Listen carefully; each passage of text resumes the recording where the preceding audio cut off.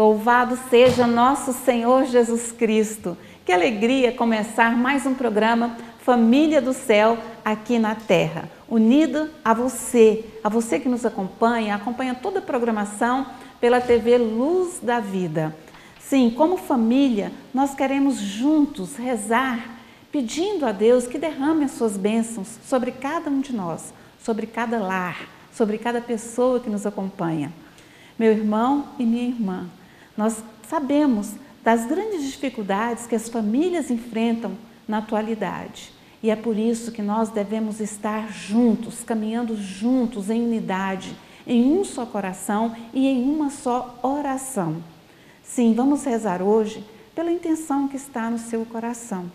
Eu não sei qual é a sua dificuldade, mas o Senhor sabe. Um problema de saúde na sua família, casamentos desfeitos, filhos que saíram de casa, filhos doentes, muitas vezes também envolvidos no mundo das drogas. Cada um de nós carrega a sua cruz. E o que nós queremos pedir ao Senhor no dia de hoje não é para tirar de nós as cruzes, mas pedir a Ele que nos dê força para carregá-la. Porque se Ele carregou, nós também queremos estar unidos a Ele. Vamos pedir à Mãe de Deus, nossa Mãe, que interceda por nós, por cada família, por cada um de nós, para que nós sejamos instrumentos fiéis da vontade de Deus, nosso Pai. Rezemos juntos. Ave Maria, cheia de graça, o Senhor é convosco. Bendita sois vós entre as mulheres, e bendito é o fruto do vosso ventre, Jesus. Santa Maria, Mãe de Deus, rogai por nós, pecadores, agora e na hora de nossa morte. Amém.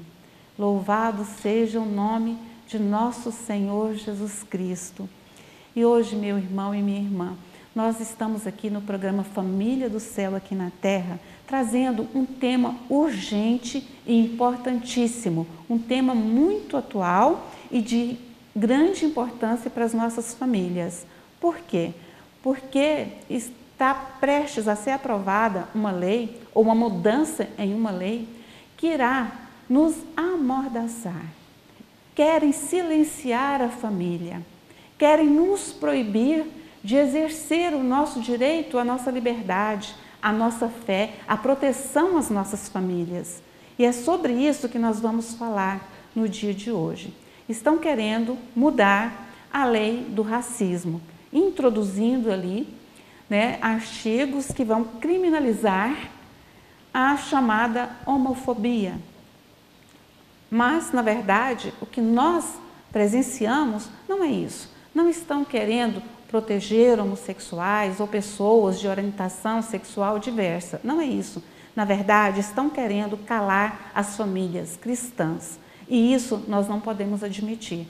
Então, hoje eu estou aqui com 2 operadores do direito, cristãos também, que, como nós, lutam pela família e pela liberdade de expressão, liberdade de exercer a nossa fé.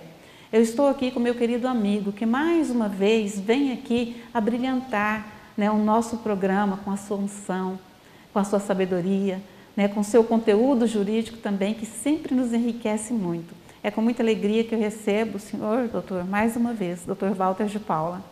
Doutora Maria Lúcia, é uma alegria para mim. Parabéns pela sua atividade incomum. A senhora tem se firmado como o maior representante nossa pró-família.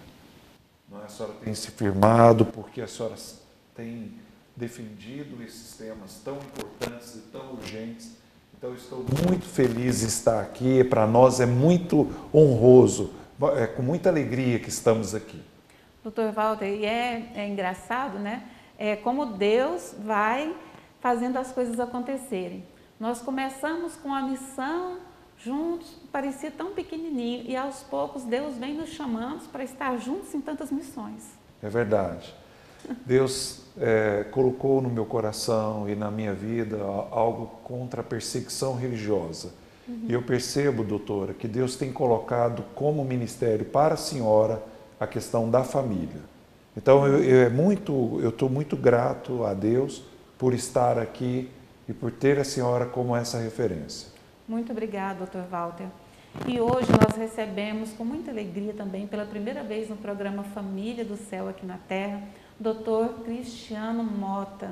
Dr. Cristiano é do Ministério Público e hoje o Dr. Cristiano está aqui conosco para partilhar conosco sobre esse tema, né? Porque o Dr. Cristiano fez um mestrado em Roma e eu quero até que ele inicie se apresentando e falando da riqueza que foi esse mestrado, e ele vem dividir conosco hoje os seus dons, né, em virtude deste momento que nós passamos e que as famílias tanto necessitam de ser esclarecidas. Doutor Cristiano, é uma alegria para nós, Família do Céu aqui na Terra, recebê-lo hoje.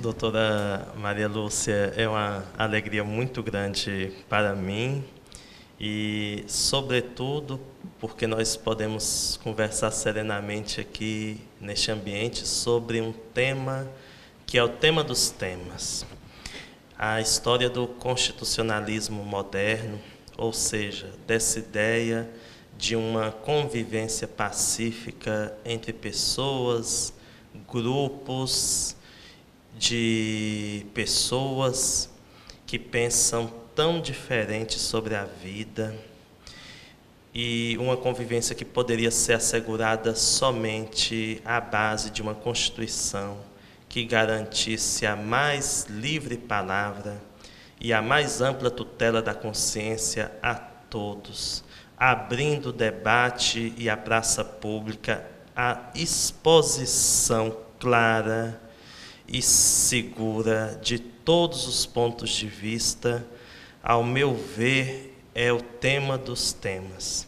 E se alguma prática no Brasil, seja dentro do Estado, por qualquer um dos seus braços, executivo, judiciário ou legislativo, ou mesmo dentro da sociedade civil, se algum tipo de movimento vai contra essa ampla possibilidade de expressão das ideias e de tutela da consciência do indivíduo, nós estamos tornando a um período que não é o do Estado de Direito, da convivência pacífica, mas é o período daquele estado de coisas anterior à ideia de Constituição, onde prevalece a violência, a voz de quem impõe o silêncio forçado das ideias contrárias, não é? Isso nós não queremos no nosso país. Não, de forma alguma, doutor. Eu gostaria que o senhor falasse para nós sobre a sua experiência em Roma, né? Tudo que nos remete a Roma, para nós, é muito precioso. E o senhor vem de um mestrado, né? Eu gostaria que o senhor falasse para nós sobre o tema do seu mestrado, né? Enfim, como foi a sua experiência em estudar em Roma? Doutora Maria Lúcia, é uma experiência riquíssima, eu vou tentar resumir, não é? Mas eu entendo que nesses temas de liberdade de expressão, de laicidade, de pluralismo constitucional, de abertura para as mais diversas ideias. Quando eu cheguei em Roma, eu não tinha essa ideia da riqueza do ambiente e o porquê eu estava ali. Mas descobri logo que o propósito de Deus sempre é perfeito. Nós temos na Itália ainda um ambiente universitário e, por todo o contexto cultural, muito aberto ainda a esse debate com profundidade e em profundidade. Eu ali, na Praça Navona, onde fica a Embaixada Brasileira, não é? Na Itália, notava a presença de cartazes que me chamavam a atenção. Cartazes defendendo a família constituída da forma que nos é ensinada pela Palavra de Deus. E esses cartazes ficavam ali 1 semana, 2 semanas. Quando eu voltava, eu pensava ali, esse cartaz já deve ter sido tirado, não é? Mas eu notava que o cartaz continuava ali, nem mesmo rasurado, nem mesmo rasgado ou coisa desse tipo, para dizer para a senhora que esse ambiente plural de debate das ideias eu encontrei em Roma, e eu estudei numa universidade do Estado, na Universidade de Roma Tor Vergata.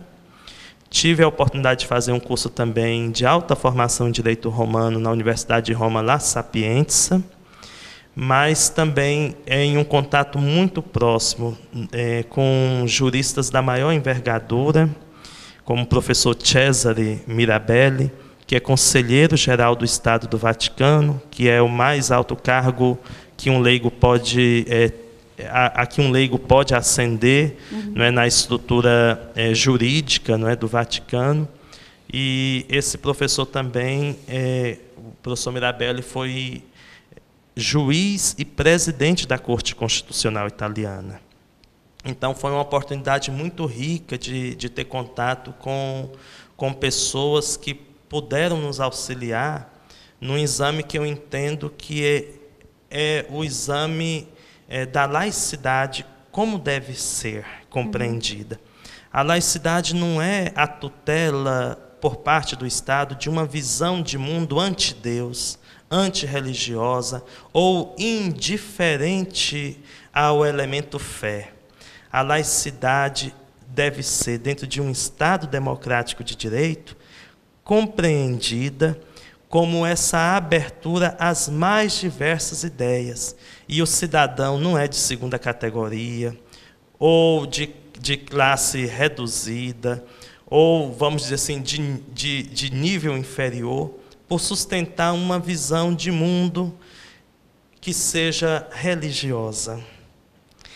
Pelo contrário, o Estado ele trabalha com as suas políticas a partir de um exame, e assim deve proceder uma Corte Suprema, para dar um exemplo, de um exame inteligente dos direitos fundamentais, da estrutura de direitos fundamentais que nós temos dentro daquele livro chamado Constituição.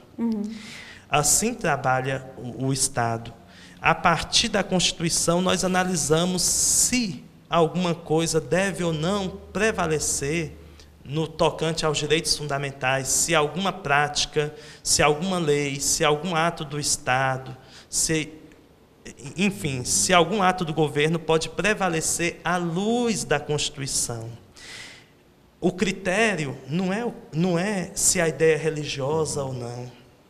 Porque muitas vezes o que nós temos visto é que a grande contribuição, e eu falo aqui com toda clareza, histórica do cristianismo, na construção dos direitos fundamentais, é simplesmente ignorada por raciocínios que são raciocínios rasos e superficiais. Eu vou dar um exemplo.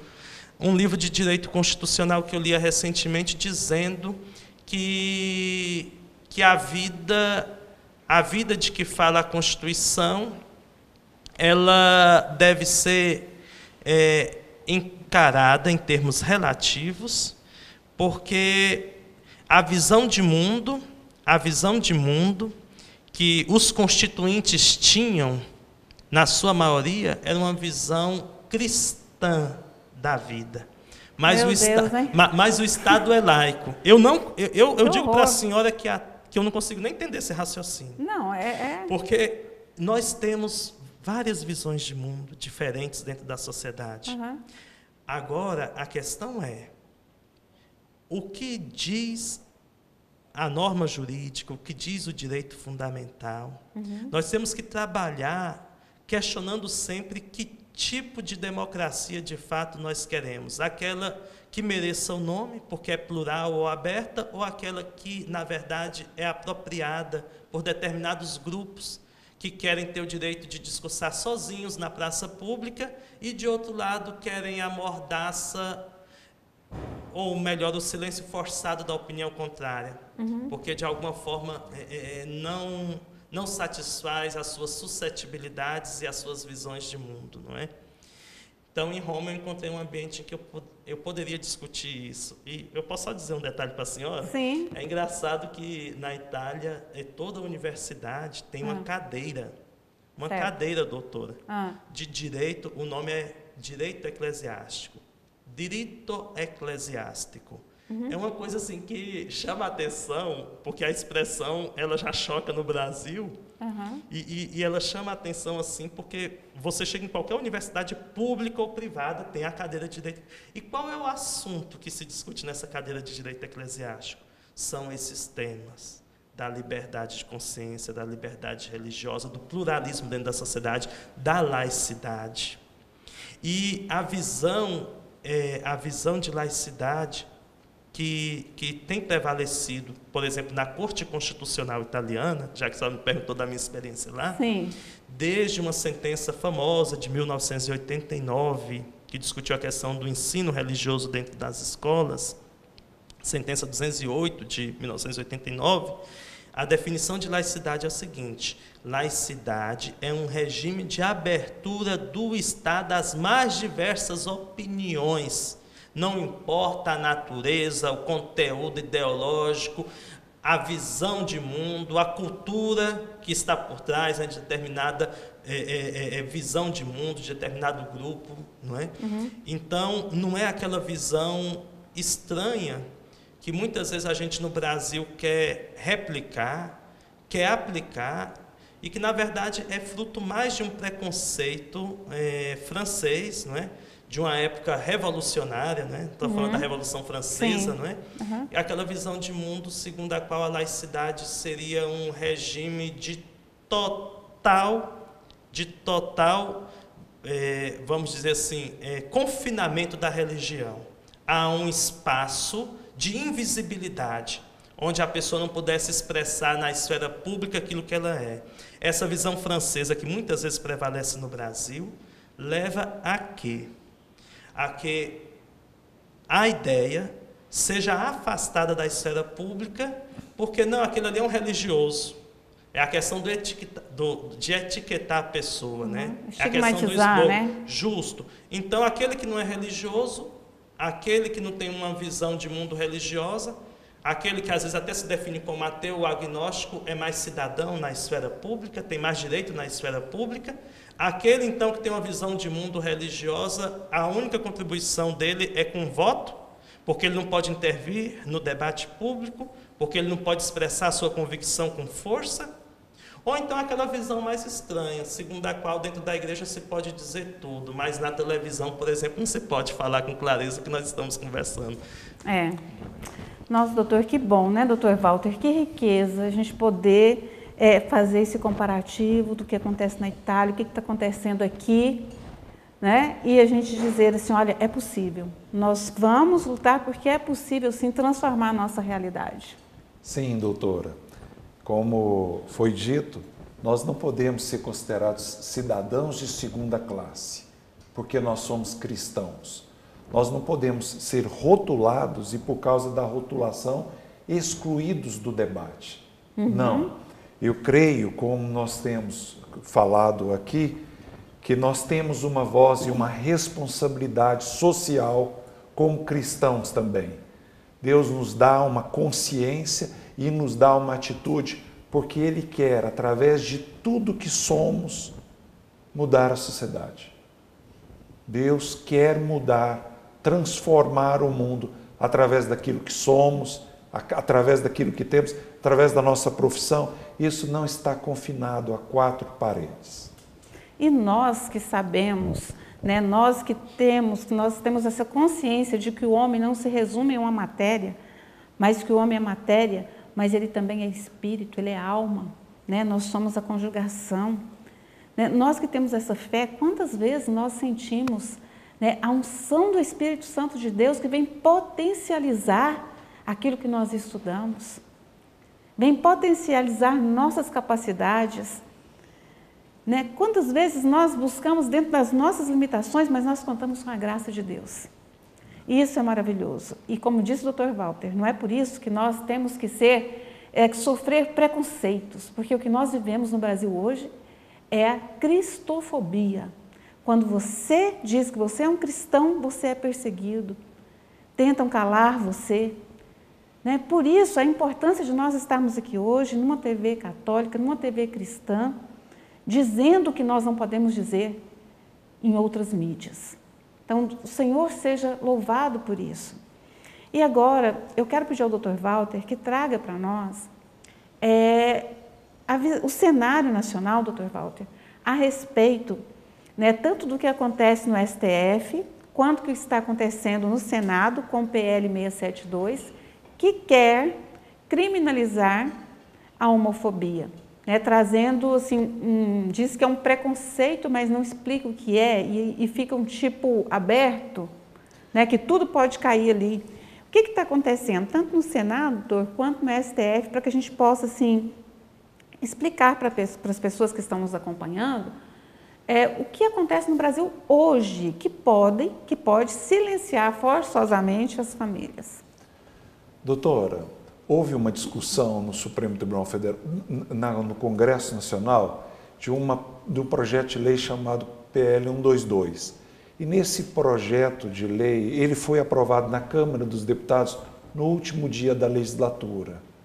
E foi aprovado com poucas pessoas que estavam ali no plenário. O que aconteceu um pouco depois? Esse foi para o Senado.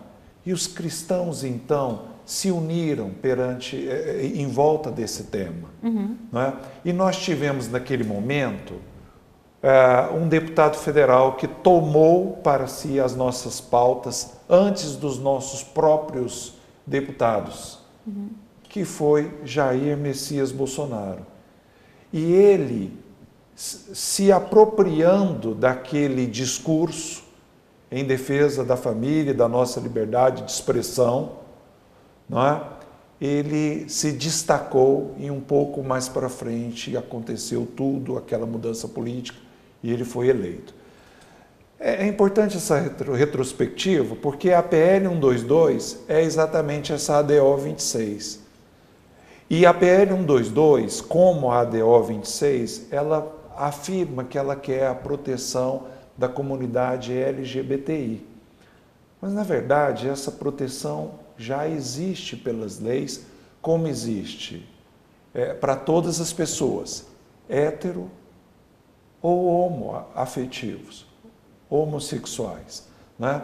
O que eles querem ali? Eles querem um privilégio tão grande que nos cala, porque eles estão criminalizando, inclusive, a opinião contrária. Em primeiro lugar, eles nos rotulam e nos excluem do debate por causa da rotulação. Eles nos rotulam como homofóbicos. Mas isso não é só isso. Eles querem comparar a homofobia a crime de racismo. E está lá na lei de racismo que aquele que tem uma opinião divergente, aquele que proíbe um casamento, será preso.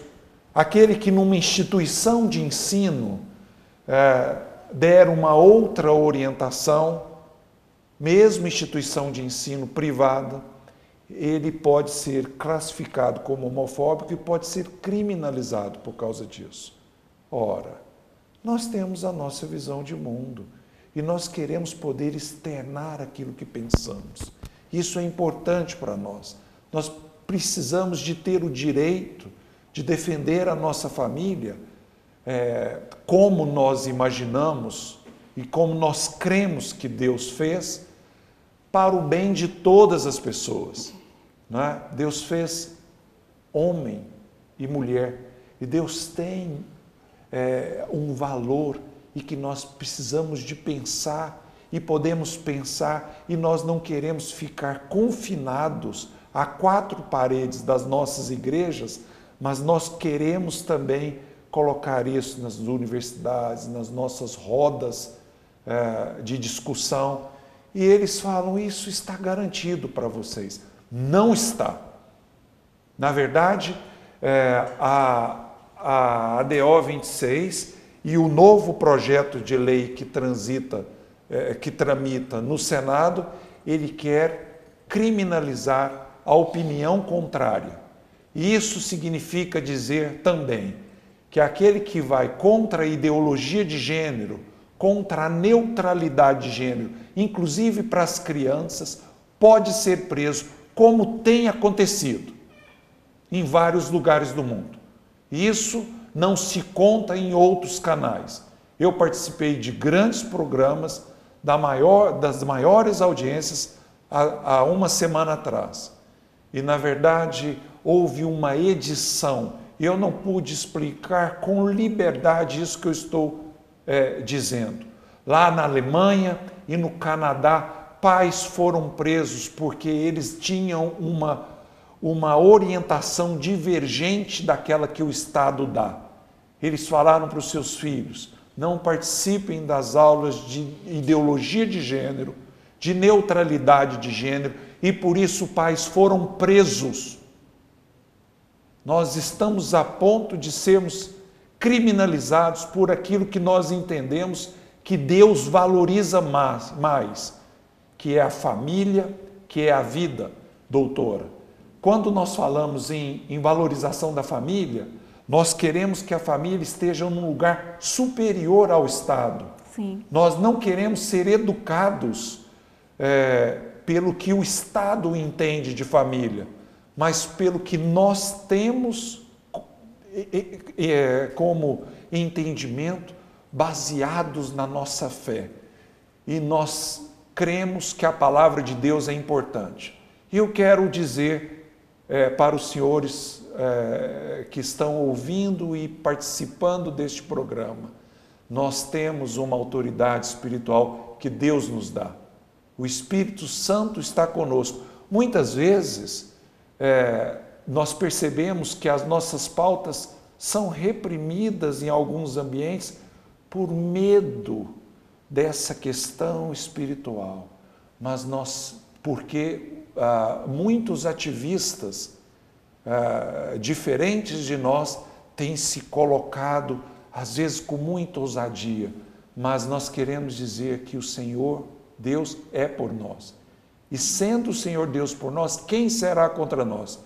Que o Senhor Deus é luz, e Ele habita em nós e nos dá autoridade espiritual, inclusive, para defendermos o que nós pensamos, e isso é a nossa vida. Se nos calarem, faremos, o Espírito Santo de Deus fará em nós o que fez com os primeiros cristãos em Roma.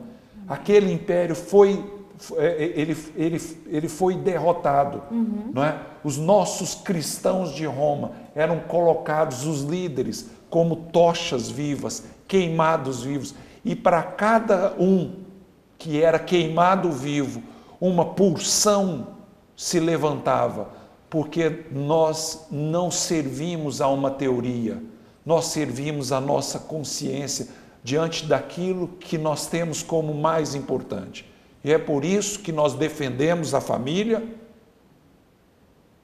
e é por isso que nós defendemos a vida.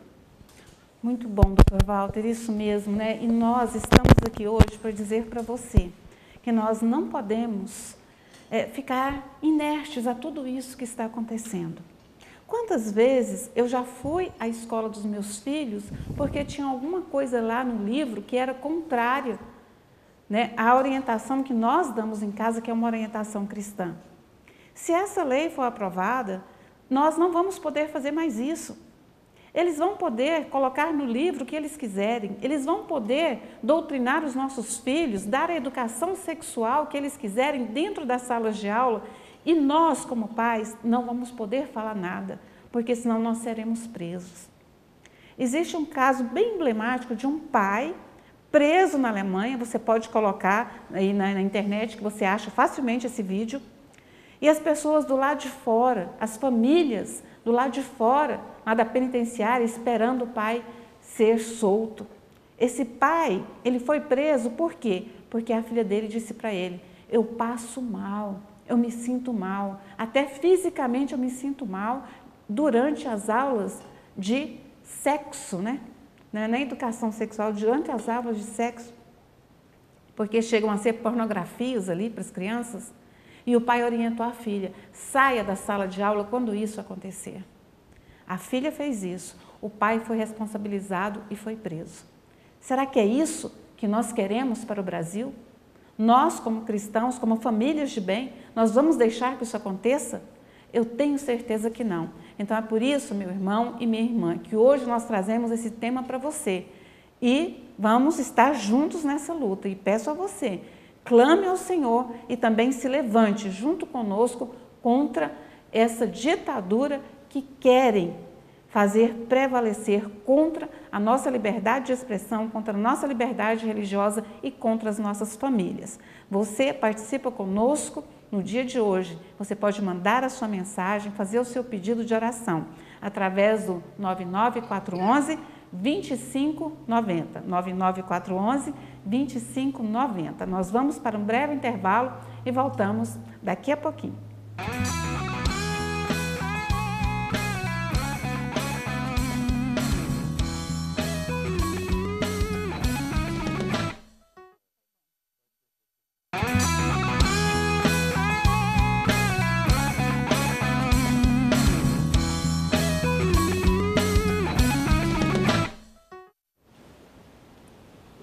Estamos de volta com você no programa Família do Céu, aqui na Terra. Hoje falando sobre o valioso direito que nós temos de expressar a nossa fé, a nossa liberdade religiosa, a nossa liberdade de expressão e de não aceitarmos como cristãos sermos classificados como cidadãos de segunda classe. E por que nós trouxemos esse tema para você hoje? Porque esse mês de junho, esse mês que começa, nós teremos mais um julgamento no STF, no Supremo Tribunal Federal. Hoje, graças a Deus, a gente fala STF, todo mundo sabe o que é. Glória a Deus. Pois é, nós que agora estamos acompanhando as ações do STF, temos que acompanhar atentamente, porque é um julgamento, que começou o mês de maio e que terminará no mês de junho, diz muito respeito às nossas famílias e à nossa fé. É um julgamento que se refere à criminalização da homofobia. E eu quero conversar com o Dr. Cristiano Mota para que ele comece explicando para nós o que é uma ADO, porque às vezes a gente fala, a ADO está lá no Supremo e tal, mas para as pessoas, doutor, que não é do ramo jurídico, que estão acompanhando aqui, o que é a ADO que trata dessa criminalização da homofobia? Doutora Maria Lúcia, é um tema muito complexo tecnicamente, mas eu vou tentar aqui resumir. Certo. Com a promulgação da Constituição de 1988, o Supremo Tribunal Federal, que até então, quando se deparava com uma lei inconstitucional ou com um ato do Poder Executivo que fosse inconstitucional, poderia declarar inconstitucional essa lei, declarar nulo esse ato de governo, não é? E deixar sem validade, porque contrário à Constituição. Uhum. Com a Constituição de 88, o Supremo ganhou uma competência a mais.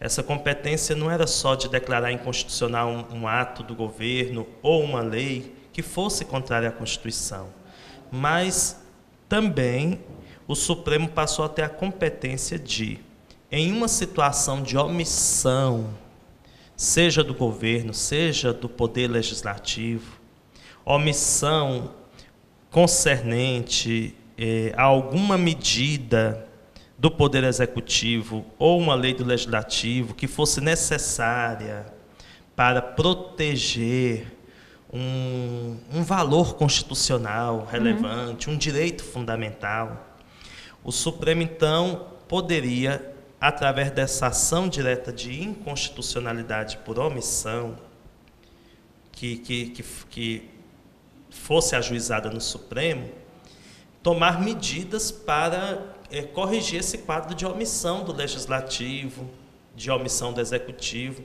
porque muitas questões que vieram na Constituição de 88, a Constituição de 88 sempre remetia ao legislador, conforme dispuser lei e tudo. Sucede, porém, doutora, que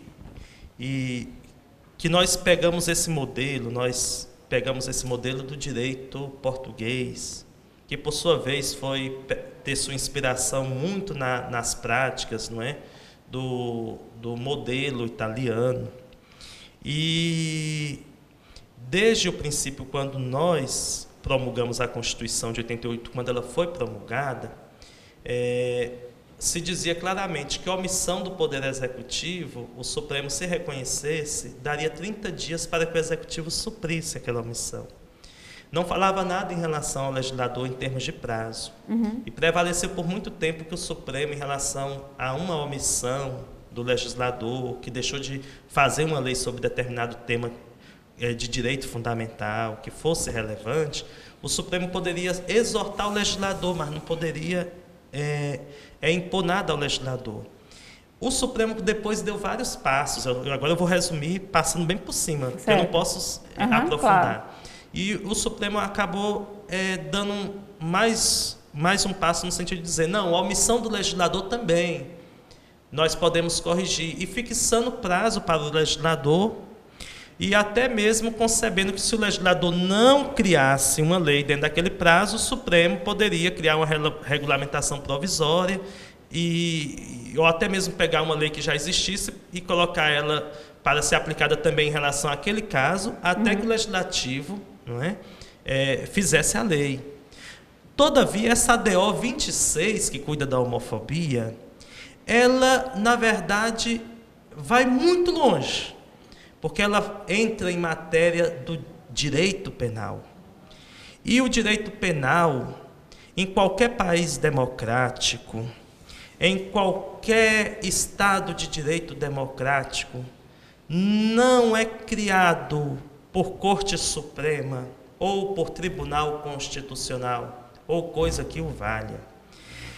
Não se pode conceber que uma Corte Constitucional ou que uma Suprema Corte vá além para não só impor ao Congresso que crie uma lei penal, mas mais do que isso, como se faz agora, pegue uma lei penal existente que se aplica a uma outra situação, que foi criada em 89 para um outro caso, e agora simplesmente o Poder Judiciário amplia o alcance daquela legislação pré-existente e diz que ela se aplicará até que o Congresso Nacional delibere a este respeito.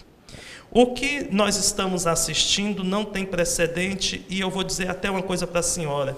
Eu disse que essa ADO ela vem do modelo português, que também se inspirou no modelo italiano, por sua vez, e preocupado com esse julgamento, eu me fiz algumas questões, e eu creio que como cidadão, eu posso pelo menos ter o direito, esse direito pelo qual nós lutamos, enquanto ele ainda existe, que nós o exerçamos, de fazer questões em voz alta. E eu gostaria, se a senhora me permitisse, de pôr duas questões. Sim. Que eu faço à senhora, faço ao doutor Walter, aos que nos ouvem, mas também apresento isso sabendo que isso não chega aos ouvidos de Brasília, mas são duas questões que eu me faço. A primeira delas é a seguinte: quando a gente pega o direito português, tem um autor muito famoso, circulam os livros dele no Brasil, Jorge Miranda. Tem vários volumes sobre direito constitucional, e um deles, do manual dele de direito constitucional, ele diz: quando se cuida de omissão do legislador, o Tribunal Constitucional pode trabalhar nessa matéria, mas não pode avançar em matéria penal. Diz o professor Jorge Miranda, o suprimento de omissão legislativa tem um limite. E aí ele coloca lá 2 pontos, ou entre parênteses, né? Ele coloca matéria penal e remete ao artigo da Constituição Portuguesa que fala de reserva legal em matéria penal, que nós temos também na Constituição Brasileira de 1988. Na verdade, esse preceito nós temos, eu estava lendo essa semana, passando pelos textos das Constituições nossas, esse preceito, na verdade, ele já se encontra, ainda que em outro modo, em constituições precedentes, não é? Começa muito longe essa história. O Brasil já está no circuito da democracia há muito tempo, no circuito de um Estado democrático de direito, no qual somente o legislador fala em matéria penal, cria direito penal. Então eu me faço essa pergunta: o modelo português não nos diz nada? Porque o ministro Celso de Mello, respeitabilíssimo, gigante das liberdades públicas, um verdadeiro cometa que transita, não é? Assim, no panorama do direito constitucional brasileiro, e que desde a minha juventude me deixa extasiado com a leitura dos seus votos. E eu lia muitos votos do decano em matéria, inclusive, de direito penal, onde ele falava da reserva legal. Então, eu me faço essa pergunta, porque quando ele terminou o voto, na ADO 26, quando Sua Excelência termina, ele, não sei se isso está escrito no final do voto dele, mas ele coloca em viva voz, perante a Corte, que o Supremo, de alguma forma, também já avançou em matéria de direito penal material, quando excluiu, na questão da Maria da Penha, da condição de procedibilidade, estou falando tecnicamente aqui, o caso em que a mulher sofresse violência. Então, quando a mulher sofre violência, não há que se falar em representação, ela, na verdade, o processo da Maria da Penha tem que ser julgado. E depois apelou ao Tribunal Constitucional da Colômbia, em um caso lá, onde o Tribunal Constitucional da Colômbia entendeu que a palavra cônjuges poderia também significar conviventes na união estável. Mas isso é muito pouco diante do contexto da jurisdição constitucional mundial. Então eu perguntaria ao Supremo Tribunal Federal, quando o professor Jorge Miranda fala que inconstitucionalidade por omissão tem um limite porque a Corte não pode atuar em matéria penal, quando nós pegamos o sistema italiano, porque o Supremo tem colocado que está dando uma interpretação conforme a lei do racismo. Mas interpretação conforme não é porque ninguém tinha dúvida sobre o alcance dessa lei. Existe um precedente do deputado Marco Feliciano, em que a primeira turma do Supremo, a unanimidade, diz: arquiva o inquérito, arquiva a denúncia, dizendo que, na verdade, não se aplicaria a outros casos, porque existe reserva legal no direito brasileiro, o direito penal não é criado pela Corte, é criado pelo legislador, e essa foi uma decisão unânime da primeira turma do Supremo Tribunal Federal. Então, eu faço essa outra pergunta à Corte. O que nós estamos fazendo não é aquilo que a doutrina chama de sentença aditiva, onde, na verdade, eu acrescento à lei alguma coisa. Para mim, é uma sentença aditiva, sim. Eu estou acrescentando à lei algo que não existia na lei penal, que é competência reservada exclusiva do Congresso. Não tenho dúvida de que seja uma sentença aditiva. E aí eu vou lá para o exemplo italiano, no qual também se inspirou o direito português nas suas reflexões. A Corte Constitucional Italiana e a doutrina italiana são bastante claras. A Corte pode até intervir em matéria penal, mas jamais para pegar uma lei penal e ampliar o alcance dela, aumentando os casos de punição, de criminalidade, ampliando a gravidade da sanção, pegando uma lei que não regula o caso X e fazendo com que a lei que regulava apenas o caso Y se aplique ao caso X. A minha pergunta é: a Corte Constitucional Brasileira poderia dar-nos um exemplo na jurisdição constitucional comparada, em cortes constitucionais ao mundo e em supremas cortes, de decisões que tenham chegado a esse ponto? Eu tenho o direito de me fazer pelo menos essa pergunta, porque se eu não fizer essa pergunta, eu me deprimo. Eu estava lendo 2 dias atrás um texto de um filósofo do direito italiano, professor Giorgio Pino, um texto sobre o princípio da legalidade, e é texto novo, né? É texto novo da Itália. Eu trouxe livros novos desse professor, e só que eu falei com um amigo meu ontem que eu dormi amargurado e acordei amargurado, porque diante de conceitos tão óbvios, pelo menos deveria ser explicado para a gente o que está acontecendo, porque me parece que nós estamos dando um passo que não foi dado em lugar nenhum do mundo. E a coisa é muito estranha, porque, de repente, a nação brasileira acaba de recusar pela maioria de sua população, elegendo o presidente que outrora, aliás, que neste momento governa o Brasil, recusar determinada pauta. E essa pauta, ela vem agora com toda a agressividade, mas não é isso porque não é isso que na verdade me chama a atenção, porque o debate público tem que ser vigoroso mesmo, de ambos os lados, de todos os lados de uma ideia, que venha sim o debate público. Mas a questão minha é a seguinte: qual é o sentido de uma reserva legal em matéria penal? Porque eu entendo que nós podemos sim conceber que o Supremo Tribunal Federal possa ter uma posição mais ativa no tocante à questão do suprimento das omissões legislativas, porque essa foi uma vontade do Constituinte, mas essa vontade do Constituinte não terá ido ao ponto de avançar em matéria penal. Ela não é ilimitada, né? E eu gostaria até de dizer uma coisa. Sim, só uma. A senhora é jurista, não é? A senhora foi aprovada por concurso público, desenvolveu com brilhantismo a sua função de delegada. A senhora é muito elogiada, a senhora sabe disso, que eu tenho amigos que gostam muito da senhora, mas nós estamos falando aqui como pessoas, nós temos não é como instituição. Né? Aqui, cada um aqui tem a sua função, mas nós não estamos falando como instituição, estamos falando como pessoas. Né? A coisa é simples. Né? O Congresso Nacional é aquele competente para nos representar. O Congresso Nacional legisla. O Congresso Nacional rejeitou a PL 122, que é a mesma ADO 26. Os cristãos se reuniram no Senado e aquilo foi arquivado. E essa deliberação do Congresso Nacional em matéria penal agora tem sido objeto de deliberação no Supremo Tribunal Federal, desprezando o Estado democrático de direito, aquele ambiente de debate plural de pessoas que nos representam. O Supremo Tribunal julga, mas ele não pode legislar sobre matéria penal, porque se ele legislar e julgar, aí nós estaremos diante de uma ditadura, de uma imposição, com o maior respeito.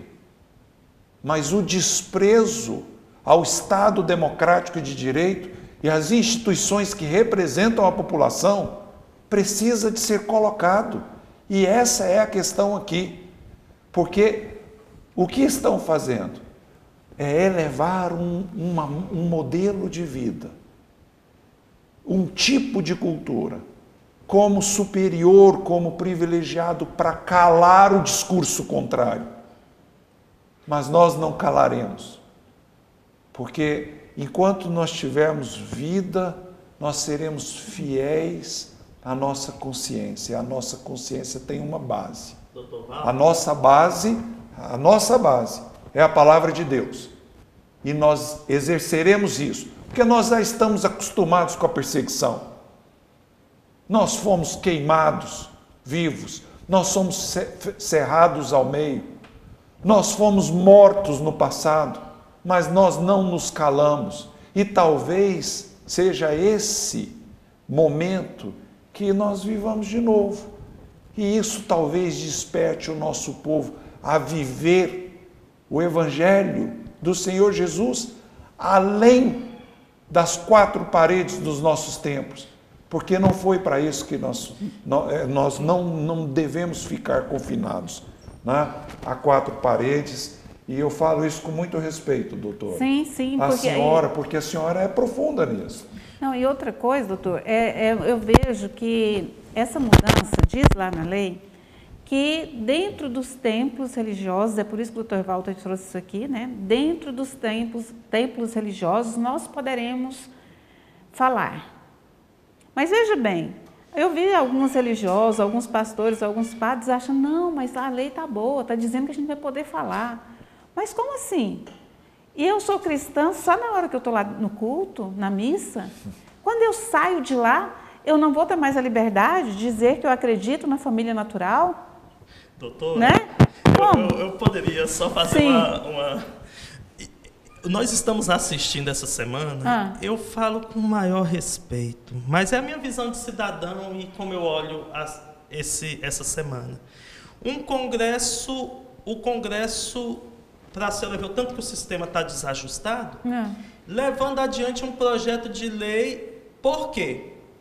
Porque estamos vivendo uma circunstância em que o Poder Judiciário, na verdade, apressa os passos do Congresso.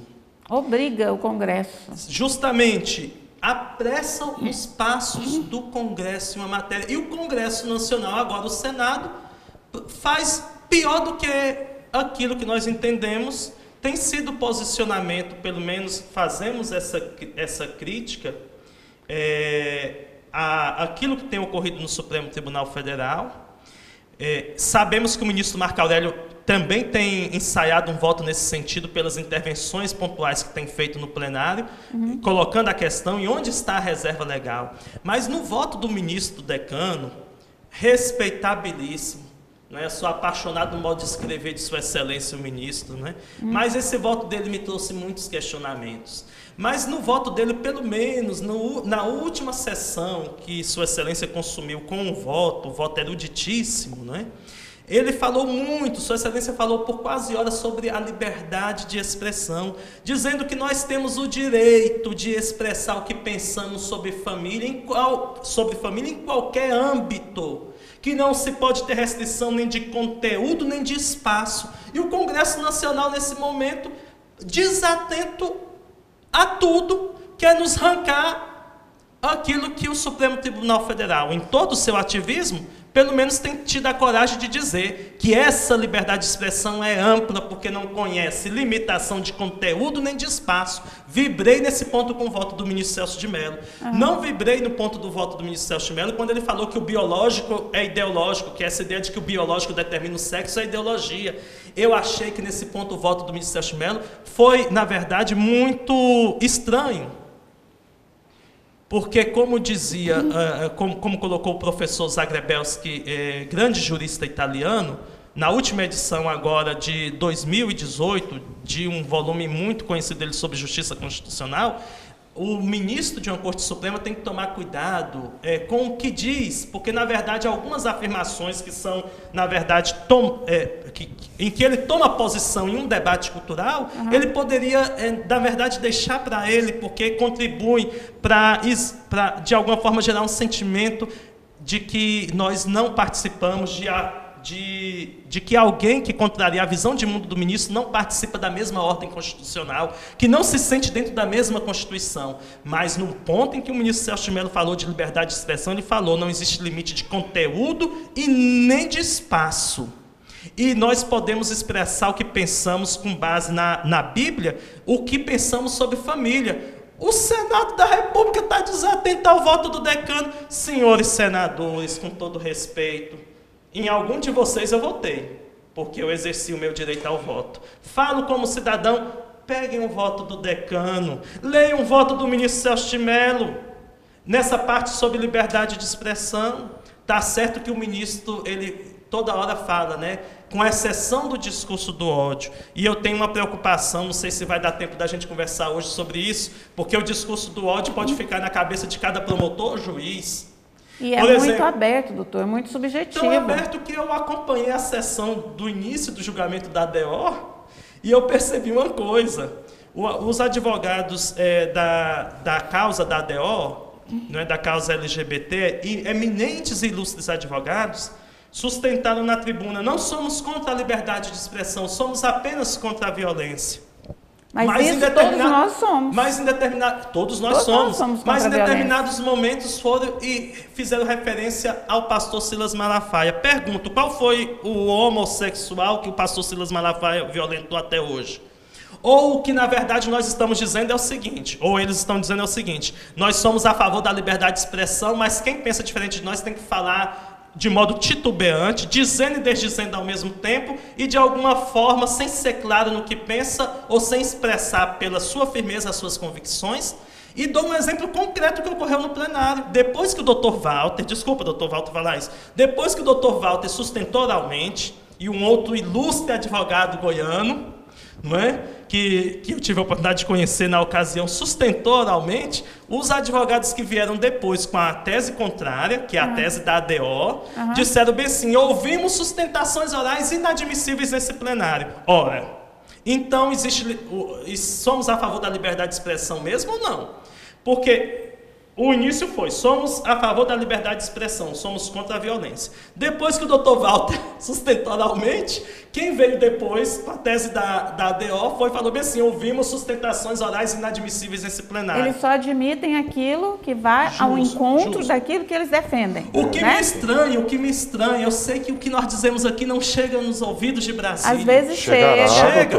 Mas o que eu estranho é o seguinte: esses senhores deputados não leram o voto do ministro Celso de Mello, que foi publicado? Os senadores não leram? O ministro Celso de Mello diz ali, por mais de hora, ele falou no plenário, o voto dele contundente, onde ele fala que não existe limitação de discurso por conteúdo e por motivação sequer religiosa e nem de espaço, porque eu me defino como cidadão, não entre as quatro paredes, eu me defino como cidadão na praça pública, e quando eu vou como cidadão à praça pública, eu vou com tudo que eu sou, eu vou com a minha visão de mundo.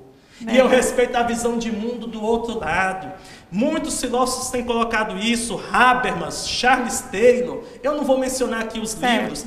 Eu acho interessante aqui, um dia eu estava conversando com uma eminente socióloga, professora de uma das maiores universidades brasileiras, que dizia que o modelo perfeito de esfera pública é o modelo francês. E ela dizia por quê? Porque se um deputado é encontrado com um crucifixo, ele está lascado, a vida política dele acabou. E eu perguntei para ela: e por que o modelo perfeito, então, para o Brasil é o modelo francês e não o modelo dos Estados Unidos? Para mim, o modelo perfeito é aquele que privilegia, na sua maior dimensão de liberdade, a exposição da ideia clara. E como dizia um ministro da Suprema Corte, isso foi até repetido no Supremo agora: a liberdade é para as ideias que odiamos, porque se existe, dizia esse ministro da Suprema Corte, uma estrela fixa na nossa constelação constitucional, é que nenhum braço do Estado, judiciário, executivo ou legislativo, pode ditar o que seja ortodoxo em matéria de política, de religião, de consciência, de família, de visão de mundo. Mas quando nós afirmamos isso, nós temos que ser coerentes até o final. E aqui eu faço, na verdade, uma pergunta também. Não só aos senhores senadores e aos senhores deputados, que não leram o voto do ministro Celso de Mello, mas faço uma pergunta também aos outros ministros. Eu sei que isso não chega nos ouvidos de Brasília. Vai chegar, mas doutor. faço uma pergunta isso também aos já outros está. ministros. Eu quero ver na boca dos outros ministros do Supremo Tribunal Federal com que eles concordam com o ministro Celso de Mello em toda a extensão naquilo em que o ministro Celso de Mello fala que não existe limitação de discursar com base no que cremos na Bíblia, ou no Alcorão, ou em qualquer livro sagrado, ou com base em nenhum livro sagrado, porque não é só um religioso que pode ter uma visão hétero da constituição da família, aquilo que pensa sobre o mundo. Agora, o discurso de ódio no Brasil, o que nós estamos dizendo que é discurso de ódio? É falar com convicção? Meu Deus, desculpa, doutora, mas o Brasil é tão grande, é tão plural, é tão significativo. Quando eu ouço aquela música Aquarela, eu fico doido.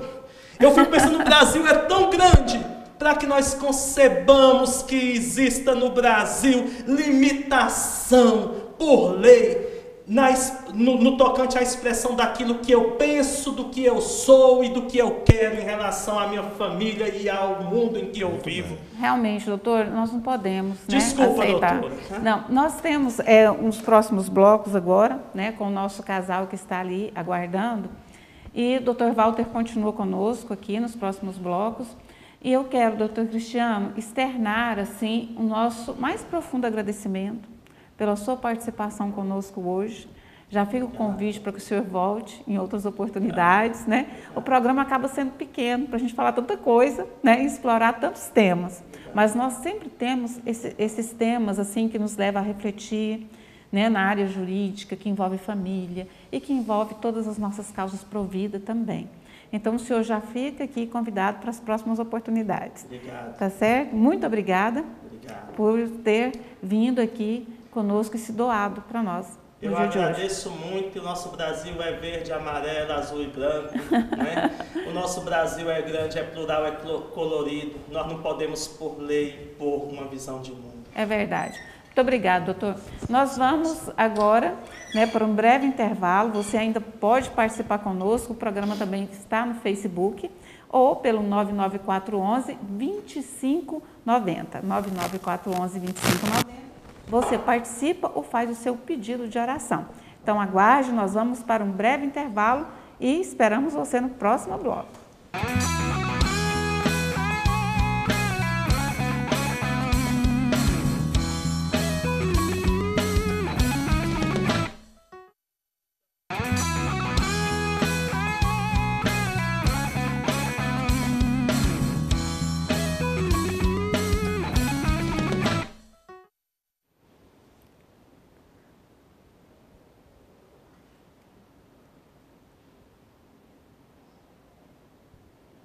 Estamos de volta com você no programa Família do Céu, aqui na Terra. Sim, vamos continuar agora nesse bloco recebendo um casal, né? E vamos continuar debatendo sobre o que tanto nos importa, o que tanto importa para todos nós como família, defender as nossas famílias, ter o direito de defender nossas famílias. Então eu recebo aqui com muita alegria o casal Olímpio e Rafaela.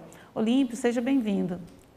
Muito obrigado pelo convite, com muita alegria que nós estamos aqui na nossa casa, né? Para falar desse assunto tão importante. Rafaela, seja bem-vinda. Obrigada, agradeço também pelo convite de estar aqui, é um prazer mesmo. Rafaela, eu sempre deixo para as mulheres responder as próximas perguntas que eu faço para os casais, porque eu vou falar de tempo, de filho, idade de filho, né? Então a gente deixa isso para as mulheres, para não deixar os homens constrangidos, porque geralmente, né, não sabem dos detalhes, né? Fala para nós, quanto tempo de casado, quantos filhos, a idade dos filhos, Rafaela? Nós temos 12 anos de casados, 4 filhos. O João Pedro de 12, o Davi de 8, o Rafael de 5 e o Bernardo de 9 meses. Então, vocês têm filhos já em idade escolar, né? Sem filho em idade escolar. Então, o tema que nós estamos tratando aqui hoje interessa muito a vocês, né?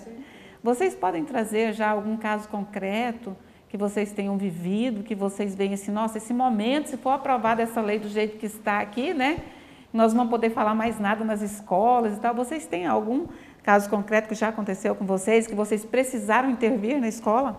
Sim, há uns 4 anos atrás, 3 anos atrás, 4 anos atrás, nós fomos participar de um evento na escola do João Pedro, ele devia ter uns 8 anos então, né, e ele ia fazer uma apresentação artística. Antes da apresentação artística dele, teve uma apresentação artística que o tema era família. Então, a professora ia lendo um texto de um livro que, inclusive, é escolar. Uhum. É uma historinha que era contada. E as crianças iam encenando. Então, como que começava, né? Existem famílias. A família é o seio da sociedade, né? Existem vários tipos de família. Existem famílias de pessoas negras, pessoas brancas. Uhum. Existem famílias com muitos filhos. Aí eu entrando, as crianças se representando, né? Elas encenavam. Mas pior de tudo é isso. Uhum. Existem famílias só com mãe e filho. Existem famílias com pai e filho. Existem famílias com 2 pais e os seus filhos. Existem famílias com 2 mães e seus filhos. E olha só, ia entrando as crianças dessa forma, num lugar onde todo mundo estava assistindo. Naquela hora, eu dando aquela angústia no meu coração. Na hora eu não quis falar nada para não causar um problema, né? Mas depois eu cheguei na coordenadora, né, da escola e falei para ela assim, como que você expõe meu filho a esse tipo de conteúdo? Eu passo a vida inteira ensinando para meu filho que família é homem, mulher e filhos. É o que a minha fé me ensinou. Eu transmito isso para ela e você vem cá e desconstrói isso assim, dessa forma. Aí ela justifica, né? Uhum. Mas aqui tem muitas, é a realidade. Assim, nós estamos sempre ensinados assim, nossos materiais didáticos estão assim. Falou assim, mas você não tem esse direito, se eu não me engano, o artigo 226, que reversa sobre a família, né, da Constituição, Isso. que define o que é família. Então você não tem o direito de quebrar isso ainda. Você não tem esse direito. Né? Então, assim, se essa lei, se essa PL 672, né, Está no Senado, se ela for aprovada, eu não vou ter o direito de chegar na coordenadora e falar isso, porque eu vou ser preso. Verdade.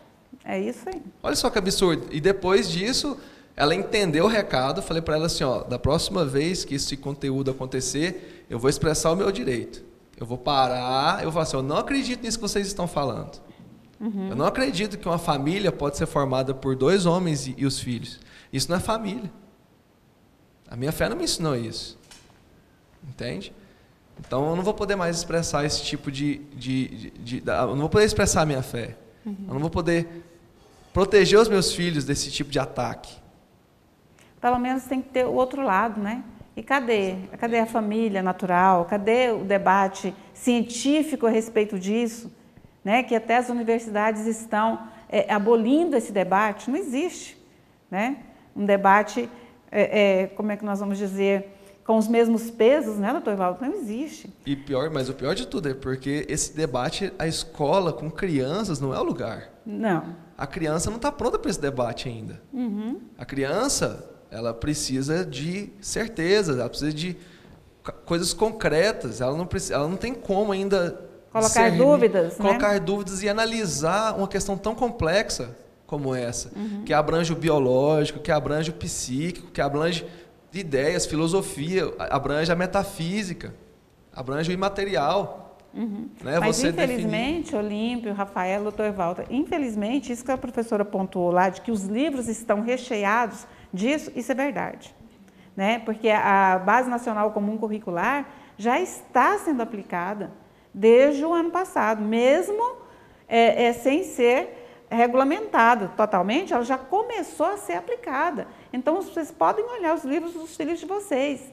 Tem lá, sim, essa questão de tipos de família, tem várias outras questões. Lá, a questão da interculturalidade, que tudo é bom, que tudo é aceito. Então, vocês notem isso nos livros dos filhos de vocês.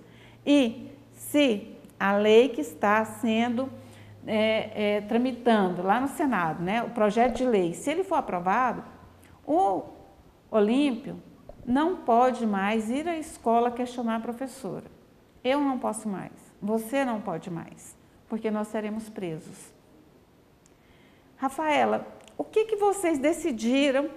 Eu sei que vocês já tomaram uma decisão em relação à vida escolar dos filhos de vocês, mas eu quero que você conte para nós, diante desses graves problemas, desafios que as famílias enfrentam, as famílias cristãs enfrentam, qual foi a decisão que vocês tomaram em relação à educação dos filhos de vocês? Então, diante disso que ele falou, nós tivemos várias situações, né? Livros que chegavam em casa, livros literários, que eles incentivavam a leitura. Então, você acha que é legal, né? Mas, de repente, a criança, ele chegou com 2 livros que eu mandei voltar para trás. Eu falei, fala para a sua professora que esses livros você não pode ler. Livros como do tipo, por que eu não posso miar um cachorrinho, né? Porque eu não posso miar. Aí a criança vai lendo, vai levando a toda uma ideia, sabe? Sim. Uma revolta contra a família. No final, o gatinho, o cachorro foge de casa porque o pai não aceita ele miar. Então, são situações assim que vai construindo, sabe? Né? Vai construindo dentro da criança esse tipo de revolta, esse tipo de coisa. E situações, como eu disse, né, de você chegar na escola numa reunião e o psicólogo está falando da importância dos meninos homens brincarem com boneca. E ali todo mundo aplaudindo e achando ele o máximo, sabe? Então, foram situações assim que foi nos levando a, sabe, ficar sem escolha mesmo, assim, sobre escola, sobre toda essa situação. Então, nós chegamos à conclusão e eu percebi a mão de Deus nesse momento, né? Eu chegava em casa muitas vezes, dobrava o joelho, né, e perguntava para Deus o que eu faço, porque a escola estava trazendo muitos transtornos, né, preparadas. E, muitas vezes, elas não têm condições de cuidar de 30 alunos, né, ali, ensinar 30 alunos e dar atenção mesmo, realmente, para cada um. Então, além de toda essa questão moral, ainda tinha essa questão também de aplicar a disciplina, as matérias. Então, eu lembro que eu chegava em casa, meu menino ia para a escola assim, já sofrendo, né, não queria ir. Eu dobrava o joelho e perguntava para Deus, o que eu faço, né? Como que eu vou fazer isso? Eu sei que ele está numa idade muito importante, de 7 anos, ele está sendo prejudicado. Fora as coisas que eles chegavam falando, né? Coisas que incomodavam eles, como a senhora citou aqui, né? Daquele casal que foi preso, coisa do pai que foi preso, coisas que incomodavam o mais profundo, né? Uma confusão que você traz para a criança. Dentro de casa você ensina uma coisa, de repente você joga ela para o mundo, ela não consegue lidar com aquelas duas realidades, né? Então, Deus nos deu de presente o homeschooling, né? Que é a criança, o ensino domiciliar, ela estudar em casa. A princípio, não foi fácil essa decisão, né? Porque nós temos uma ideia de que é só o Estado que pode cuidar do estudo da criança. Mas Deus, aos poucos, ele foi mostrando que era aquilo que ele queria para nós. Porque o que mais me importa, lógico que o estudo é muito importante, mas o que mais me importa é a pureza, né? Uma criança, garantir essa pureza, que na escola, infelizmente, eles não estavam tendo. Garantir que a criança seja criança. Seja e criança. não queime as etapas. Né? Que não seja confundido, né? Tantas coisas, tantas ideias que está sendo colocada sobre as crianças. O meu filho de 11 anos, ele trazia tanta coisa que eu ficava muito impressionada, né? As crianças de 10 anos hoje só pensam, elas estão assim muito erotizadas. Então, com 10 anos, a professora, eu chegava lá, ela me falava, eles respiram namoro, com 10 anos. Meu Deus! E ele me trazia muita coisa, né? Então, como é que ele ia sobreviver nesse mundo onde as meninas, os meninos respiram namoro? Ela falou assim, o dia que ele cortou o cabelo, que ele chegou aqui com um corte diferente, eu não consegui dar aula. Então, você pensa, a pureza... Por quê? Porque essas crianças estão ali de frente à televisão, assistindo Malhação, e a Malhação, esse dia, saiu até um vídeo aí, né? O tanto que ela estava falando de homofobia, essas coisas, que foi bem divulgado mesmo, esse vídeo. Então, é isso que as crianças estão expostas. E aí você leva seu filho para a escola, por mais que ele não assista em casa, mas os coleguinhas passam para ele o que eles estão assistindo. Né? Ainda bem que nós temos outras opções, né, doutor Walter? Temos outras opções. E agora eu me lembro que um assunto vai trazendo um outro assunto de tão grande importância, né? Nós estamos aqui falando sobre a questão da criminalização da homofobia, mas que, na verdade, é uma lei que vem amordaçar as nossas famílias. E nós já temos aqui uma família que enfrentou o problema e que já buscou uma solução. Doutora, é uma questão de direito fundamental, não é? Nós temos o direito fundamental de, nessa matéria, educarmos os nossos filhos. E nós já estamos aqui diante de uma família que, por causa da sua fé, foi perseguida. Porque os seus filhos foram instruídos de forma diferente da instrução que eles deram em matéria de sexualidade, de afetividade, de composição familiar. E se nós pensarmos em matemática, não é? A escola deve ensinar conteúdo de matemática, mas a escola vai me ensinar, então, conteúdo de fé e de moralidade, de composição da família, diferente daquele conteúdo que eu creio. Essa ditadura vem da onde? Esse modelo vem da onde? Ora, segundo a nossa visão, que fique bem claro, esse modelo vem de Sodoma. E nós vamos rejeitar esse modelo, porque nós temos esse direito constitucional de educarmos os nossos filhos em matéria de sexualidade, de composição de família, porque para nós família é importante. Para nós não estamos deixando, e mais para eles, casal lindo e corajoso, não é? Que teve a coragem de assumir a educação dos filhos como Deus instrui e manda. Quantas vezes nós estamos deixando a educação dos filhos para terceirizar isso, deixar isso na mão de pessoas que não têm princípios, que não sabem o valor da família, que não sabem o valor do pai presente. Doutora, esse tema para nós é caro. Os pais às vezes saem dos seus lares, e eu vejo aqui um pai responsável, sai dos seus lares e dão um troquinho e acham que isso é suficiente, largam seus filhos na escola e nem querem saber do conteúdo que lhes está sendo passado. Nós, com toda a instrução, ainda somos expostos a todo tipo de dificuldade. Imagina sendo instruídos por uma visão de mundo dessa. Nós temos o direito, sim, de instruirmos os nossos filhos, porque para nós isso é caro. E os senhores estão de parabéns. E nós defenderemos isso, doutora. Não é? Esse direito que eles têm de instruírem os filhos dele nessa questão de sexualidade, nessa questão de religiosidade, nessa questão de moral, não é? Que alegria nós podemos estar diante de um casal tão exemplar que pagou o preço. Não é fácil, não deve estar sendo fácil para eles, mas eles estão educando seus filhos integralmente. Doutora, fale sobre isso. Nós teremos aí um encontro. Verdade. Não é, sobre homeschooling. Sim, e será na comunidade Luz da Vida no dia 30 de junho. Né, o que é? Eu vou pedir aqui para o casal falar para a gente assim, rapidamente, o que é o homeschooling, né, e o que acontecerá nesse encontro do dia 30. Então, assim, o que é? Eu levo meu filho para casa e vou dar aula para ele, Rafaela? Como que é? Como que funciona?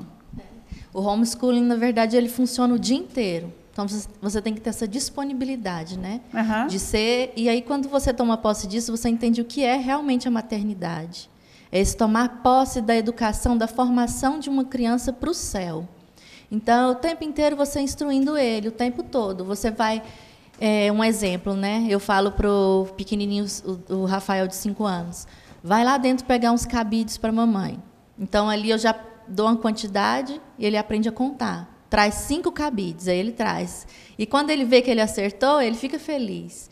Então, assim, é a todo momento, e em tudo levando a Deus. O fim último do homeschooling, nosso é homeschooling católico, o fim último dele é Deus. Tudo, você envolve Deus o dia inteiro. E realmente tudo está em Deus, né? Matemática, português, o porquê escrever, o porquê ler. Então, tudo é levando a criança para Deus, dando sentido ao estudo. Hoje a gente percebe, né, que eles têm sentido. Eles brincam com as coisas que eles aprenderam de português.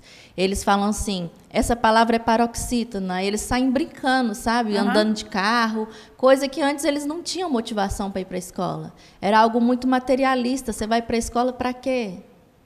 Né? Sem você sentido. vai lá ter um conteúdo que você não vê o menor sentido naquele conteúdo. Não tem ligação. Para que você vai aplicar aquilo na sua vida? Não sabe. Essa é a maior reclamação. E o fim último é o quê? É ganhar dinheiro. É algo muito vazio, né? Então, o homeschooling ele vem trazer isso.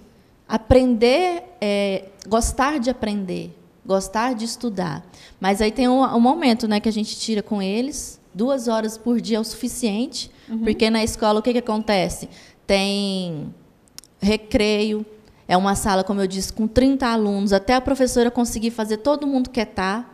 Aí um começa a voar, a professora não dá conta, né? Não é nem culpa dela, ela não dá conta.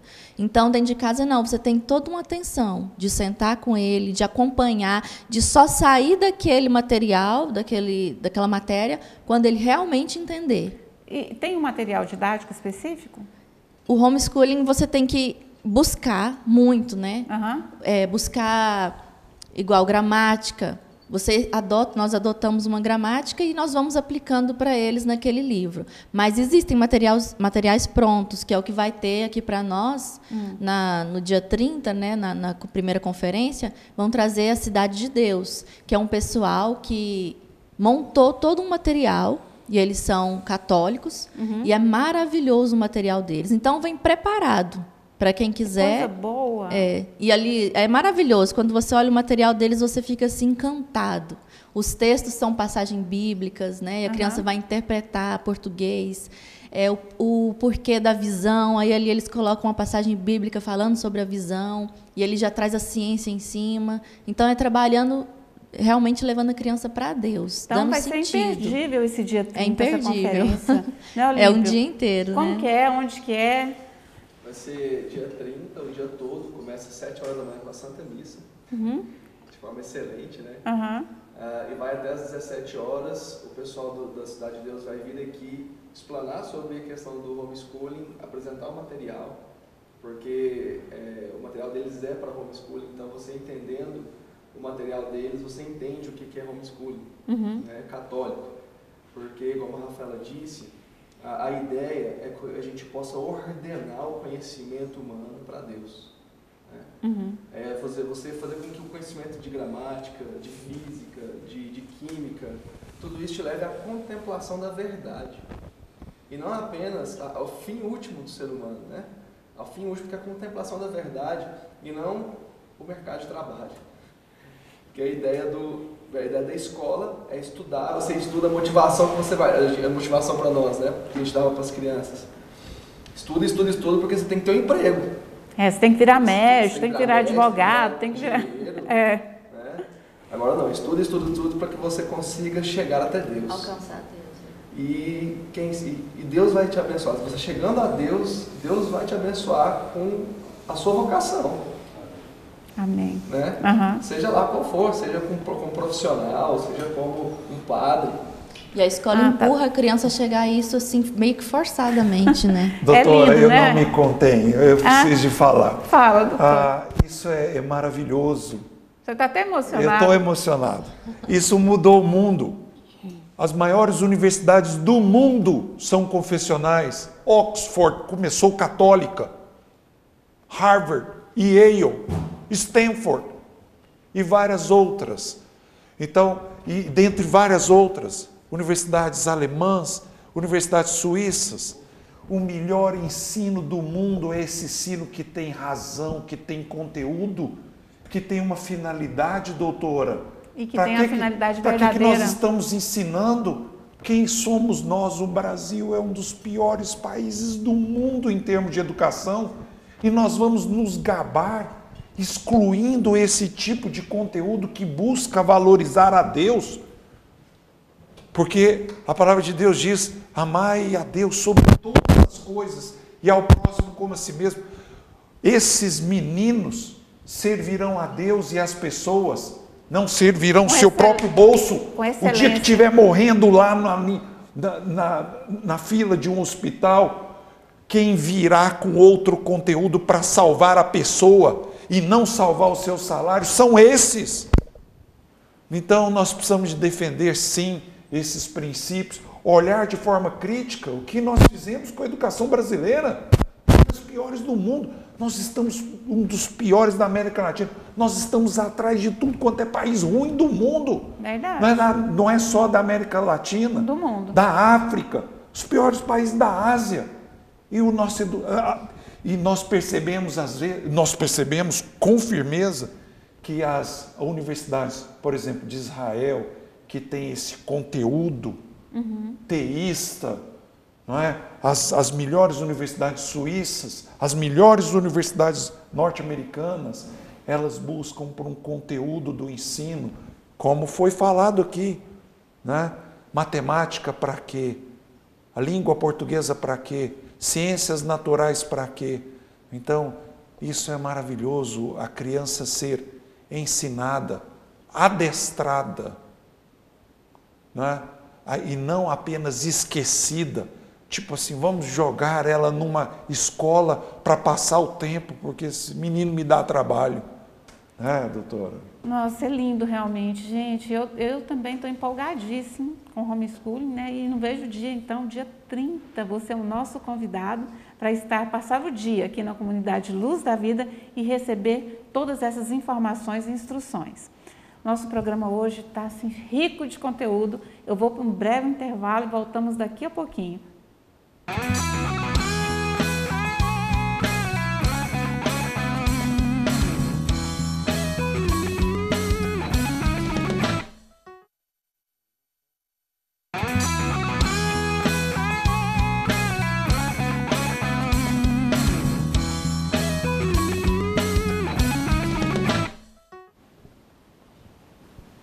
Estamos de volta com você no programa Família do Céu aqui na Terra. Hoje falando sobre a grande importância de proteger nossas famílias. E nós estamos aqui para dizer em alto e em bom tom, nós não iremos desistir da nossa família. Nós não iremos desistir da família natural, da família tal qual foi nascida do coração de Deus. Esse é o nosso papel como cristão. E eu quero convidar você que nos assiste a vir conosco, a lutar juntos conosco para defender as nossas famílias e o nosso direito de educar nossos filhos, o nosso direito de defender os nossos filhos de tantas ideologias ateias e infundadas também cientificamente que querem colocar na cabeça dos nossos filhos. Hoje nós estamos aqui com um casal que trouxe o testemunho para nós, né, sobre os problemas que enfrentaram na escola e também sobre a opção pelo homeschooling. Eu não sei se você acompanhou o bloco anterior, mas nós vamos então explicar para você novamente, que é a possibilidade de você educar os seus filhos na sua casa. É a mãe, o pai, sendo os professores dos filhos. Olímpio, qual que é, se nós pudéssemos assim resumir, qual é a importância, o benefício do homeschooling para os filhos? O que a gente poderia dizer? Eu acho que a principal característica do homeschooling, ela se chama autonomia.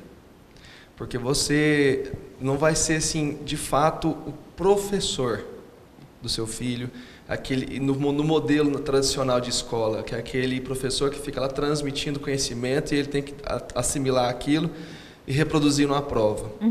Você vai ensinar o seu filho a ter experiência com o conhecimento. Então, o homeschooling é baseado na autonomia. Esqueci a palavra agora. No autodidatismo, lembrei. O homeschooling é baseado no autodidatismo, o que dá para a pessoa autoridade. A palavra autoridade vem de autor. Né? O autor dos seus próprios atos, o autor das suas próprias escolhas, o autor das suas próprias experiências. Né? Então, o homeschooling vai fazer com que a pessoa seja livre de fato. Então, por isso, o homeschooling carrega muita bandeira da educação liberal, né? Das artes liberais, que levam a pessoa a contemplar a verdade e o belo. Então, a pessoa que é capaz de contemplar a verdade, ela se torna uma pessoa livre, de fato. Porque ela não é presa aos enganos de ideias, ela não é presa às mentiras, inclusive do demônio, ela não é presa às suas paixões, aos seus sentimentos que enganam. Qual menininha não ficou enganada pelo rapaz? Ela imaginou uma coisa, mas na verdade era outra, ou seja, na verdade era outra. Ela não conseguia ver a verdade porque ela estava ali imbuída dos seus sentimentos. Então, a educação liberal no homeschooling, ela vem ensinar o ser humano a ser livre. Então, acho que a base do homeschooling é essa. Rafaela, e a questão lá da disciplina em casa com os filhos? Né? A gente falou aqui que é difícil a professora colocar disciplina na sala de aula e tal. E a mãe lá em casa? Por essa proximidade mesmo que a mãe tem com o filho, né? Aquela hora que você determina, assim, são as 2 horas de estudo, né? Como que é essa disciplina em casa com as crianças? Essa disciplina é muito importante no homeschooling e importante para as crianças, né? A criança precisa de disciplina. Mas como, graças a Deus, nós temos a Comunidade Luz da Vida, temos toda uma formação, isso nos ajuda muito, né? Temos como pai espiritual nosso, Luiz Antônio. Então, ele nos ajuda muito com tantas formações, com tanta coisa. E nós acabamos levando isso, essa firmeza para as crianças, né? Essa autoridade mesmo de pai e de mãe. A hora de sentar para estudar é a hora de sentar. Lógico que criança sempre tem uma brincadeirinha, uma coisa, mas aos poucos você vai levando e mostrando a importância do estudo. Então, é um processo. Então, você vai mostrando a eles a importância do estudo e, com o tempo, eles vão percebendo essa realidade. Tanto é que esses dias o João Pedro me falou, o de 12, né? Coisa que ele nunca tinha falado. Mãe, agora quando eu sento, eu só penso em ler. Então, você vê, no começo não era assim. Eu tive que ensinar todo um processo, toda uma disciplina, né? Para que o estudo tudo saísse na hora certa. Então, ele já apresenta isso, né, essa vontade de ler. Então, ele senta, ele pega o livro dele e vai se deliciar com a leitura, né? E aí ele pergunta. Então, é toda uma caminhada. Às vezes as pessoas assustam porque quer tudo de uma vez, né? Uhum. Aquela necessidade de resolver agora. E não é, o homeschooling é um processo. Até para você desconstruir, eles chamam de desescolarização. Desescolarização. Então, tirar a escola do ser humano, o formato escola, né? Tradicional. Então, é um processo. Essa questão da disciplina, ela é muito importante, porque a gente tem uma frase que eu estava falando, que eu tenho falado bastante dentro de casa, lá, principalmente para o João Pedro, que é o mais velho, né? Uhum. Que é o ora et labora. Uhum. É um santo, eu não lembro qual agora, que falava muito essa frase, né? Eu acho que é... São Bento, né? São Bento? Acho que é. São Bento, né? Ora et labora. Então, o trabalho e a oração são a base da disciplina. Então, os dois mais velhos ali, o de 8 e o de 12 anos, o de 12 já reza o rosário diariamente. O de 8 anos já está rezando o terço também. Então, tu consegue rezar, né? Passar ali o seu tempo de oração. E eles mesmos vão, a gente não fica obrigando. A gente nunca falou assim, ó, você tem que rezar o terço e o rosário. A gente não faz isso, a gente não obriga. Eles vão porque eles veem a gente, eles participam das formações, entendem o sentido, né?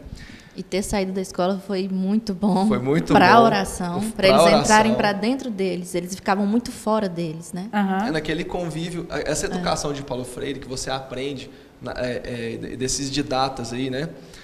Que você aprende só na interação com o outro, isso é muito errado. Entende? Você tira a autoridade da pessoa. Né? Você só fica voltado para o outro. Você, no sentido assim, você tem que ir para o outro para amá-lo, mas não é só para aprender com ele. Né? Você tem que aprender de Deus. O único que ensina de fato é Deus. Santo Agostinho diz isso no seu livro chamado De Magistro. Ele diz que o verdadeiro mestre é o Espírito Santo, é o nosso Senhor. Né? Você aprende de fato com Ele. Então, para você aprender, primeiro você tem que ter uma vida interior. É a base, né?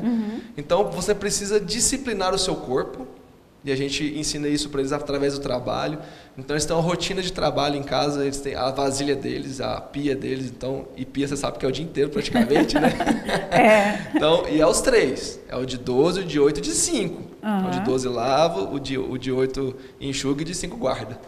Então, eles vão ali e tal, né? E a gente vai ensinando a disciplina. Porque no começo eles brincavam até, e demorava 2 horas para terminar. Hoje já demora 1 hora. Então, ou seja, vai ganhando uma certa disciplina corporal primeiro, né? E aí essa disciplina foi transmitindo e hoje eles conseguem rezar. Então, a questão da oração e do trabalho, muito importante para a questão da disciplina, né? E aí tem os horários, né? Tem uma grade de horários que tem que ser respeitada, né? E eles acostumam, né? A criança pede isso. Porque eu tinha feito a rotina, né? Todinha, colei... Eu esqueci o nome do negócio lá, que eu fiz a rotina como um quadro negro. E aí eu apaguei, porque eu achei que deveria mudar. Aí eles ficaram me cobrando. Cadê agora? Eu não sei o que eu tenho que fazer. Então, você percebe que eles têm essa necessidade de saber o que vem, né? E agora? Ao contrário do que muitos pensam, criança adora limite, né? E adora disciplina. Adora. Dá segurança, né? Traz segurança para elas. E muitos pais que têm dificuldade de colocar esse limite, essa disciplina, temem que os filhos não os amem por isso. Mas é justamente o contrário. O filho vai se sentir muito mais amado à medida que ele se sente seguro naquela casa, naquele lar, por aquele pai, aquela mãe que cuidam, que dizem para ele o que ele tem que fazer. Nessa semana também eu tive que sentar com a Rafaela no computador e nós refizemos uma rotina dela, né? E aí ela fica preocupada, nossa, que horas são? Não deu para fazer, já fiz, já não fiz. Eu falei, olha, nós vamos mudando aos poucos e vamos acertando a melhor rotina para nós, para nossa casa, para nossa família e para você. Então, gente, é muito, muito, muito importante que nós assumamos, como diz o Dr. Walter aqui, tem muitos pais que largam os filhos, né? E muitos pais que largam os filhos na escola, não é só por um período, não. É pelo período integral. Outro dia eu fui buscar meu filho, que ficou para fazer um simulado na escola dele, e coincidiu o horário dele sair com o horário das crianças menores que ficaram o período integral na escola. E já era noite. E aqueles meninos que chegaram antes das 7 horas da manhã, Já era 7 da noite e tinha menino na escola, que o pai ainda não tinha ido buscar. Numa escola que oferece esse tipo de educação, que vocês viram os pais falando, que em nada contribui para uma educação cristã, para uma formação humana adequada, muito pelo contrário, né? E depois essa criança vai chegar em casa como? Exausta, querendo dormir. E o pai e a mãe também, que passaram o dia inteiro trabalhando, também estão cansados, vão querer que a criança realmente durma. E aí eu pergunto, que hora você vai se relacionar com seu filho e com sua filha? Aí depois, quando chega lá na adolescência, que descobre que o filho está usando droga, esses pais vão perguntar assim, onde foi que eu errei?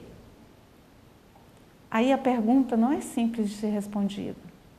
Por isso nós, como pai e como mães, devemos parar agora e pensar agora, fazer uma avaliação. Como eu estou sendo como pai e como mãe, nessa missão que Deus me deu de ser pai, de ser mãe e de cuidar de outros filhos deles, como eu estou executando esta missão? É importante nós pensarmos isso. Dr. Walter, nós já estamos chegando ao final do nosso trabalho, né, aqui hoje, da nossa missão de hoje, do nosso programa, e como é bom e como a gente cresce. É verdade, doutora, é verdade. Eu aprendi bastante. Que maravilha é esse exemplo desse casal. E eu só tenho que agradecer a senhora e a Deus por esta oportunidade. Realmente muito rico para mim. E eu não tenho mais o que falar, porque a não ser que Deus tenha misericórdia das nossas famílias, não é? Porque a melhor expressão de amor é de fato a atenção que os pais podem dar aos filhos, e nisso eles sentem a segurança. São tantos os temas. Percebemos o suicídio, doutora. Sim. A automutilação, a falta de sentido dos filhos. Que Deus tenha misericórdia das nossas famílias e nos abençoe. Um princípio importante é honra teu pai e a tua mãe, não é? E os pais também respeitarem os filhos, não é? Sim. Não deixarem os filhos assim como objetos, né? Então, muito rico, doutor. Eu agradeço muito essa oportunidade. Eu que agradeço, Dr. Walter, mais uma vez, por estar aqui conosco.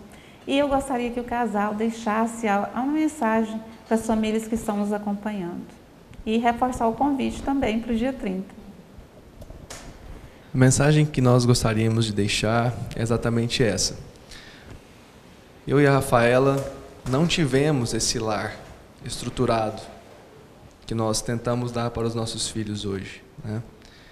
Eu sou filho único, meu pai separou da minha mãe quando eu tinha 3 anos de idade. A Rafaela também tem o seu histórico familiar, mas por amor a Deus, que nos diz que a função do casamento é a educação do homem cristão para a sociedade. Por amor a Deus, nós decidimos entrar nessa empreitada que não é fácil, é difícil. Ela realmente exige uma dedicação 100%. Por isso a minha esposa ela não trabalha, ela vive por conta dos nossos filhos, né? E a gente paga o preço por isso, como a senhora mesmo disse, de não ter, às vezes, uma condição financeira melhor. Mas a gente acredita na graça de Deus. Que fazendo a vontade de Deus, Ele vai nos honrar. Uhum. E que as pessoas possam entender a necessidade disso. Necessidade de doar a nossa vida, a nossa família, dos nossos filhos para Deus. Se existe uma outra finalidade que não seja o Deus, talvez o ser humano não tenha descobrido. Porque até então não conheço um ateu que tenha morrido feliz, pleno, completo.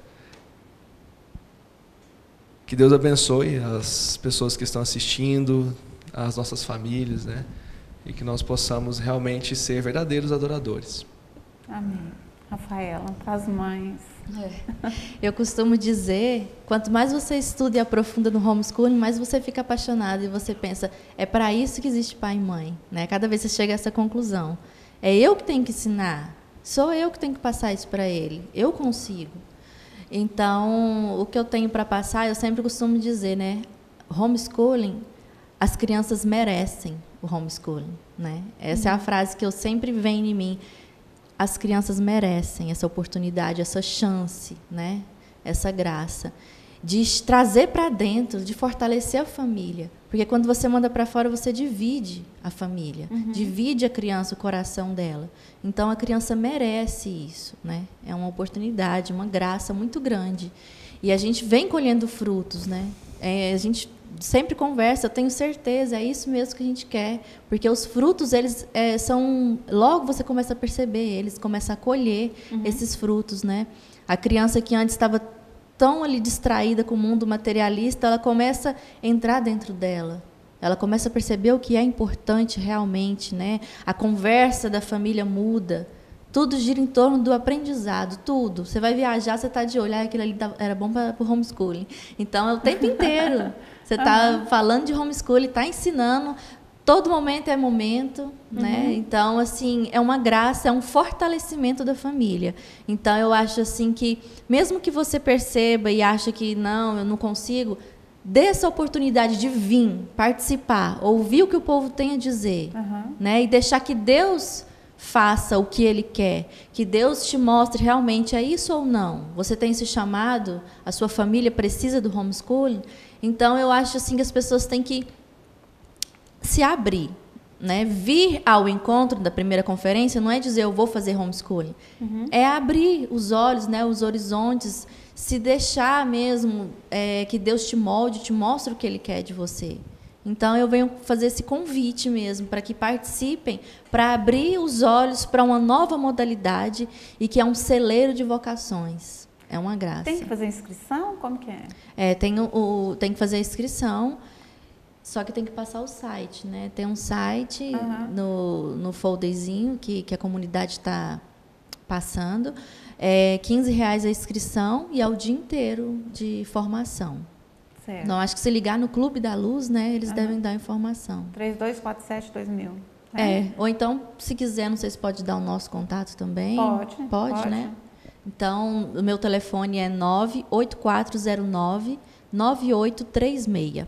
Repete, Rafaela. 98409-9836. Para quem quiser informação, né, sobre a conferência, a primeira conferência aqui no estado de Goiás sobre homeschooling.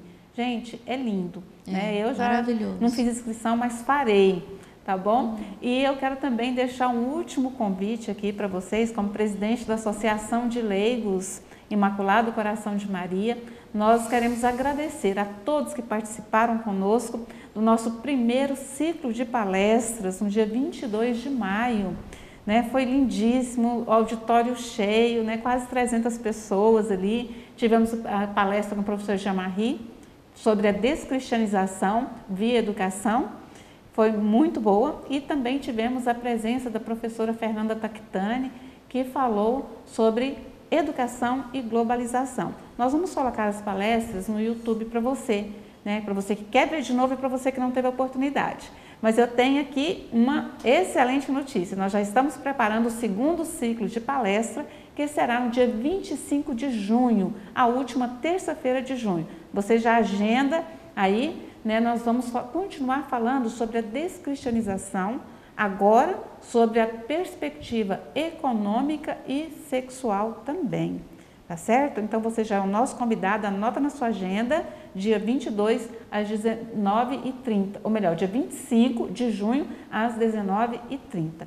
E no mais, é desejar um excelente final de semana para você. Amanhã é dia de ir à igreja com a família. Isso, né? Dedicar suas orações, ir ao culto, ir à missa com a sua família amanhã.